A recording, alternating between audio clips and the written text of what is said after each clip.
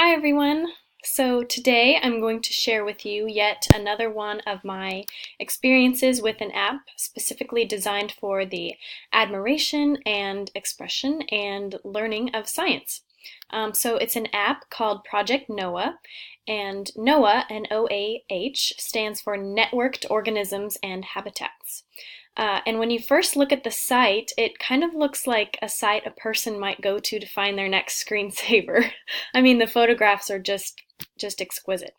They look like they came right out of a Sierra Club calendar or something. But anyway, I digress.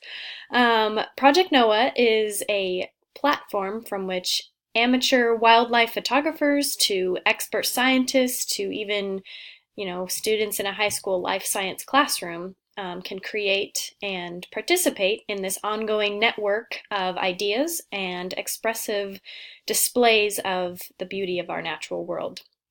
So it serves as kind of a collection of not only these incredible photographs of plants and animals, but also a series of insightful blogs by various citizen scientists around the world, and opportunities to launch research missions and even sample lesson plans for the adventurous science teachers out there. So that's enough of me talking. Let me show you the app. So here's our home page.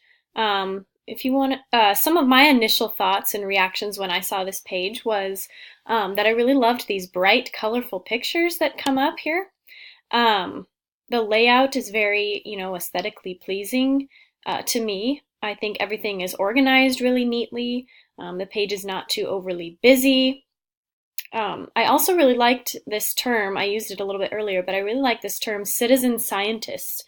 It reminds us all that anyone really can be a scientist. Anyone who makes observations and predictions is really taking part in a scientific process, whether you realize it or not.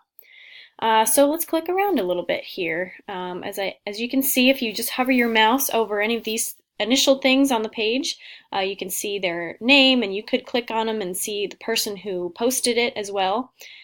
But you can already see that, there's things that you've never even maybe heard of or seen before, like lantern bug, jewel caterpillar. Yikes, a snake.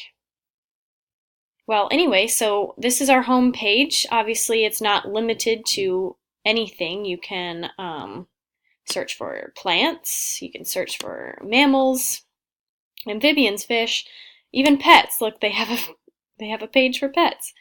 For all you pet lovers out there, if you deciding what you want to get for your next pet, go ahead. But anyway, and then we also on this home page we have our most recent activity. I'm sure if I even refreshed the page right now, it might come up with something else, but you can see what people are posting all around the world just by the click of your mouse. Let's go into document nature. Okay, so this is where it shows you that you can download it on your smartphone as well. These are some of their top photographers, top spotters. Maybe they post the most on this website. Scientists with ongoing research. These are just some of the various missions that are available. Look, there's one for even urban biodiversity, kind of showing us the multitude of plants and animals that we don't really notice when we're going about our daily lives in the city, busy city. There are things more than squirrels out there. This one's kind of cool, the color red.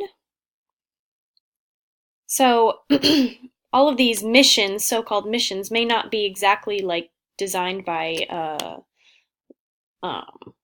like true research scientists, For example, this guy might just be like, really like the color red, and we're gonna see what people come up with. So I think that's really cool. Let's look at the unidentified ones. Those are sometimes more fun to look at. Maybe you look through these and see if you can spot something. Oh, for example, I know what this is. This is a red hibiscus flower. Yeah, my mom used to have these, or she still does. Yep, hibiscus. So as you can see, kind of anyone who's anyone and wants to join this Project NOAA can post on here. You can post the location of where it is. So that's really cool. And even for these educators, there's a way to come up with new missions, like you can create your own mission if you'd like to, for your class to participate in. But there's also these sample lesson plans down here that I think was really interesting too. So there are so many different resources available. I think it'd be really, really easy to get your kids interested in something like this. Like I said, the pictures are beautiful. There's blogs.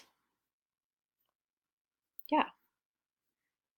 So that's Project Noah, and I'm already over my time. So thanks again for joining me, and until next time.